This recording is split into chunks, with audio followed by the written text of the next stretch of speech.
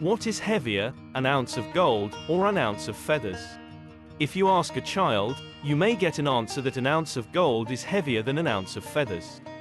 That is because we associate feathers with something light, while gold is associated with something heavy, so it is understandable that kids will assume an ounce of gold is heavier than an ounce of feathers, but they may not be so wrong after all. The ounce as a unit of measurement has its roots in ancient history. Its origin can be traced back to the Roman Empire, where it was used to measure weight and was known as the uncia. The uncia was 1/12 of the Roman pound, which was known as the libra. After the fall of the Roman Empire, the ounce continued to be used as a unit of measurement in various cultures and civilizations throughout Europe. It was eventually adopted as a standard unit of measurement in the United Kingdom and the United States, where it is still in use today. Over the centuries, the definition of the ounce has varied depending on the location and time period, but the modern definition is based on the international ounce, which is defined as 28.35 grams. Today we use standardized ounces to measure everything from food to pharmaceutical products, but, for historical reasons, precious metals are still measured in a troy ounce.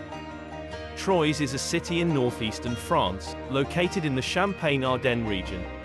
It was a major center of the European Middle Ages, and it was known for its trade fairs, where merchants and traders from all over Europe would gather to buy and sell goods. One of the main items traded at these fairs was precious metals, such as gold and silver. It is believed that the name, troy ounce, comes from this market, where the unit of measurement was first used to weigh and trade precious metals.